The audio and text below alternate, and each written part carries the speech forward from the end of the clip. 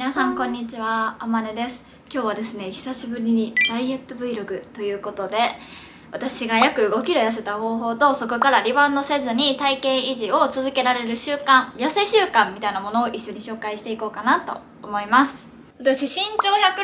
165センチの今朝測った 48.3 とかやったんですけど、私が結構変わったなっていうのが、このお腹周りがめっちゃ痩せたら変わる。今のウエストは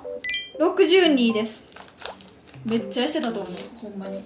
けどなんか5キロぐらい痩せたのにさ、あんま変わらんなって思うのが、逆にこの二の腕の部分は私ほんまに落ちにくいんかな、わからないけど、人によってさつきやすい場所とかいろいろあるじゃん。私はこの二の腕の部分が逆に言えばなんかちょっとムチっとしてるかも。それがちょっとあれなんですけど、ウエストとかあと足ここら辺とかは5キロぐらい痩せたら全然変わるかも。あとはね、顔とかもシュッてします。はい、こんな感じでね、ちゃんと体も変わったので体も変わったから、アマネズダイエット2024夏版ということで最新版を撮っていこうと思います。それではスタート。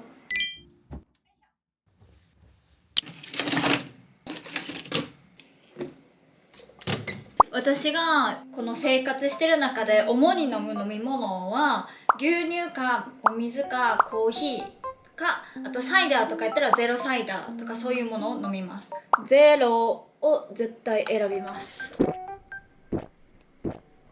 こう体に悪い飲み物は飲む頻度は結構低いかも。だからもしジュースとか大好きな子いたら、飲み物を一旦健康的な飲み物に変えるっていうのは一ついい方法かなと思います。あとはお酒もあんまり飲まんかも。最後に飲んだのも1ヶ月前とかかな。そのレベルでお酒はあんまり飲まないようにしてます。なんかね、お酒の場とかは全然めっちゃ好きなんですけど、弱ーってした感じたまに行く分にはめっちゃ好きなんですけど、毎週飲むとかこう毎日なんか家でお酒を飲むとかは一回もないです。お酒を飲んだらつまむ、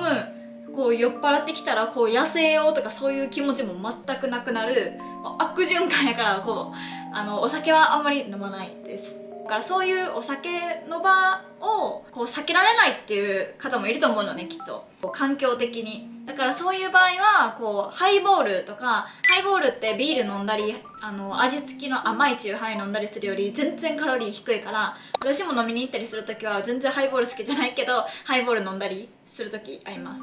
ハイボールおすすめ。ハイボールウイスキー、ビールはほんまにあかん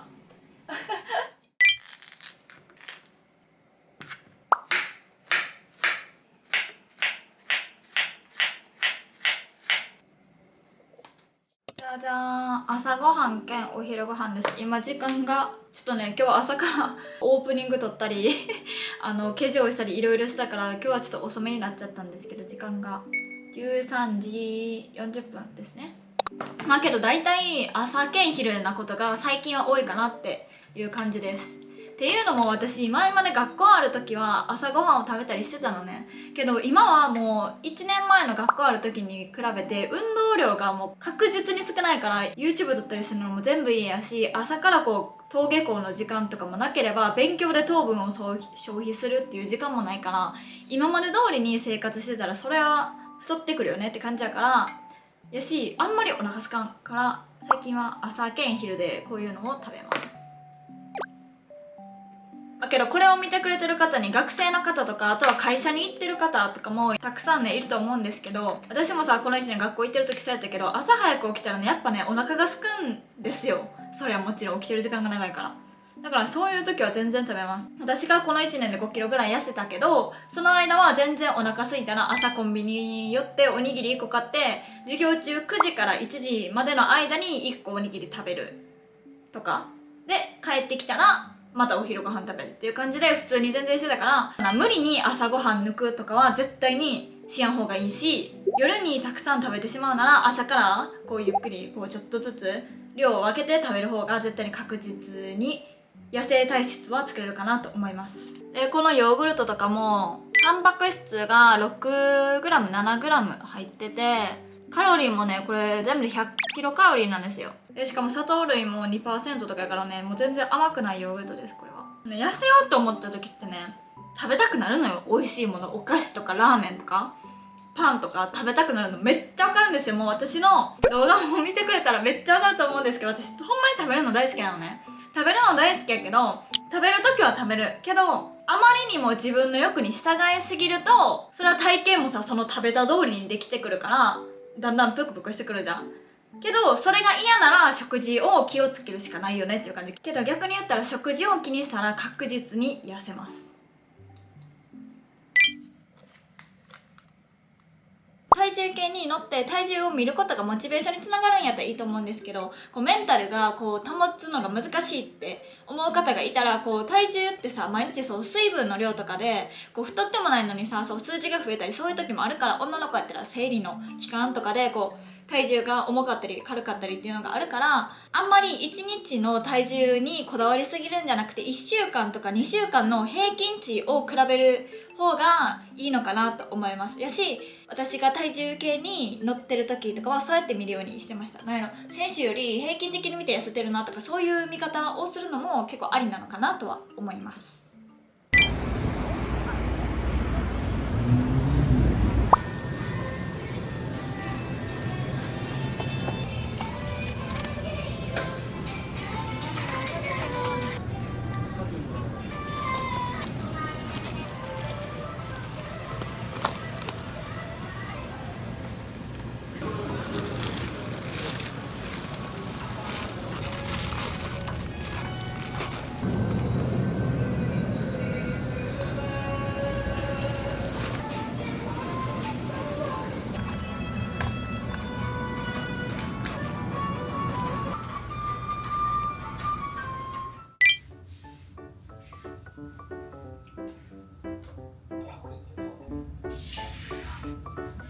Keep your butt down until 40 feet together with you in elbow plank position. Then press your forearms and elbows into the floor, pushing your shoulders away.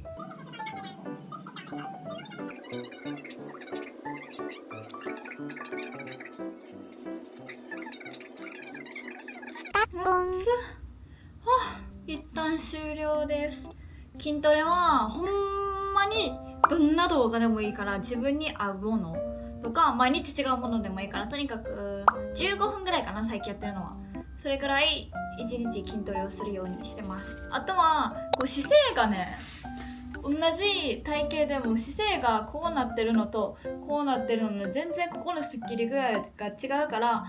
編集してる時とかもよく肩回したり、なんかこの辺はね、こうならんように気をつけてます。姿勢。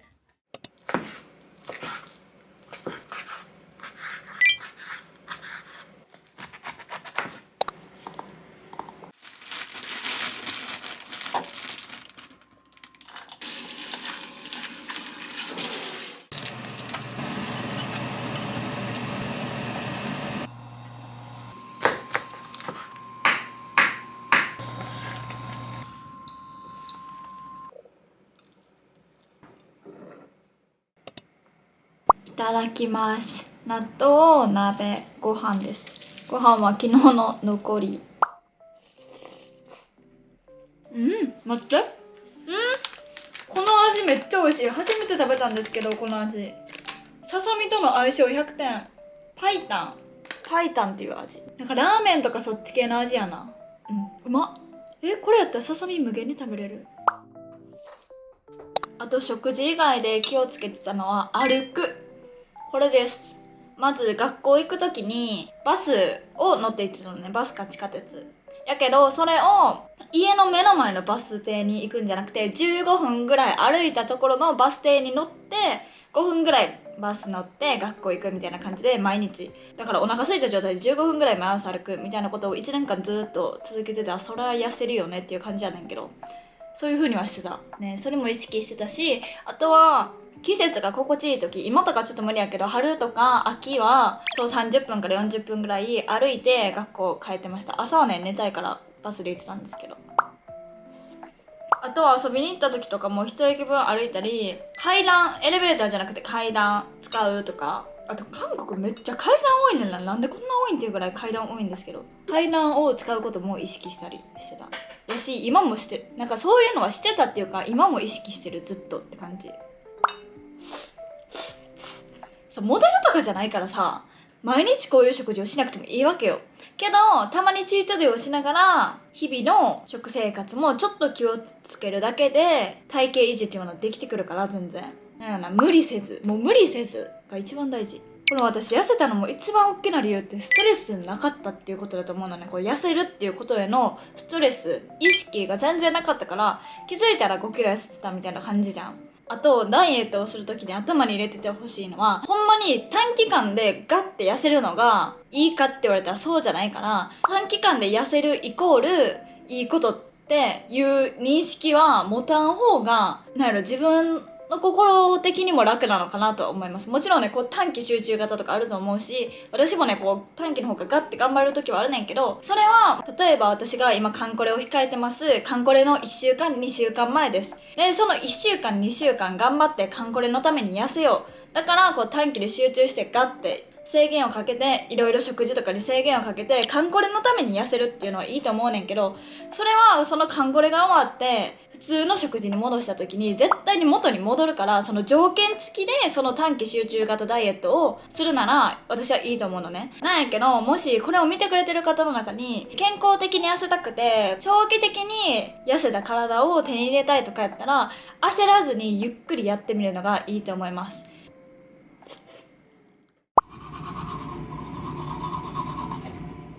お風呂から出たんですけど、お風呂でシャワーしてる時にさ、これ言い忘れてるなって思うことがあって、ちょっと動画をねつけたんですけど、私が今回5キロぐらい、約5キロ痩せたのはどんぐらいの期間かって言ったら、ほんまにこの留学してる間の1年間で気づいたら5キロぐらい落ちてたっていう感じです。私学校行き始めて大きく変わったことって何やろうって思った時に、規則正しい生活、これってダイエットにそんな関係してんのかなって感じやんけど、規則正しい生活ってほんまに関係してて、やっぱりさ、何時に起きて何時に寝てとか大体決まってたら、こう食べる時間とかもね大体同じ時間になってくるのね。だから体が覚えるっていうのもあるし、朝早く起きてたらこう深夜まで起きてて夜お腹すくっていう時間もないから、もう夜ご飯食べてお風呂入って勉強してとかしてたら、もうお腹すく時間がまずそもそもあんまないのね。けど私が留学始まる前とかって朝別に何時に起きてもいけたから、大学生の時とかはね授業もないし、なんかお昼に起きて朝方寝るみたいな生活をしてしまってた時もあったの。けどそうしてたらほんまに夜お腹が空くのね。だからもう朝早く起きる、これはほんまに大事です。で、あともう一つ、これって思い出したのが、私ダイエットサプリを前動画でも何回か紹介したことあるんですけど、私これ今のサプリボックスなんですけどこれはね、この1年間毎日ずっと飲んでたっていうわけじゃなくて、夏はほぼ毎日飲んでたけど、秋冬とかは食べ過ぎた日とか外食する時に持ち歩いたりして食べてました。こういうダイエットサプリ系っていっぱいあると思うんですけど、私はもうこれを食べて痩せるぞっていうよりは、こう私生活の中でちょっと取り入れて痩せたらいいかなっていうぐらいで飲み始めたんですけど、私が効果あるなって思ったものを紹介します。オリーブヤングで5種類ぐらい私飲んだことあるんかな、ダイエットサプリなんですけど、私が好きな2つがあるので紹介します。まず1つ目はこれ、フードオロジーっていうブランドなんですけど、これはめちゃめちゃ有名のダイエットサプリです。でこれね、中開けると錠剤が入ってるのね。これを1日に1回2粒飲むんですけど、これを食べ過ぎた日とかに飲んだりしてました。でこのフードオロジーっていうブランドが私大好きなんですけど、こっちもね飲んでる。特に使い分けとかはなくて、その時の気分で飲んでます。これも同じフードオロジーっていうブランドのダイエットケアのゼリーです。そうこういうのをね食べたらね、食べてるけどダイエットケアされるっていうやつやからいいです。しかもね、これ普通に味もまずいとかじゃないです。もう一個はこっちのブランドのビタルビューティーっていうブランドなんかな。このベータグリーンスリムアップってやつなんですけど、これはねどっちのブランドの方が効果あるとかそういうんじゃなくて、私は外出する時こういう大きいのじゃなくてちっちゃいので持ち歩きたいから、外出の時はこういう小分けできるやつを使ってます。これね、中に2粒だけ入ってて、食べ終わった後にもう普通にその場で水で飲むって感じです。これやったら何でも食べてもいいやとかなるのは良くないけど、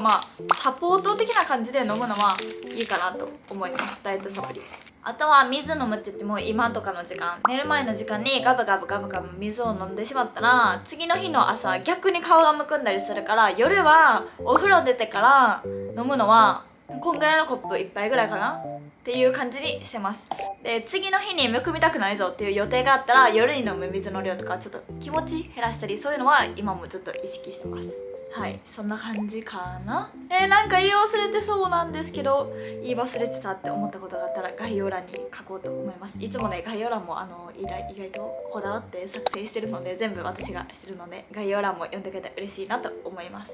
そんな感じかな。これをね見てくれてる子たちはきっと女の子がたくさんいると思うんですけど、皆さん自分磨きを頑張りましょう。やっぱねこういうダイエットとか自分磨きとかも全部自分のためだから、自分のために頑張ったことによって自信がついて、そのおかげで性格も明るくなってっていう、何かね努力するっていうのはとてもいいことだと思うので、皆さんダイエットはすぐ明日とかに効果が出るものじゃないけど、継続したら何かね変わることはあるかなって思うので、一緒に頑張りましょう。そしてこの動画が少しでも役に立ったら嬉しいなと思います。最後まで見てくれてありがとうございました。それではバイバイ。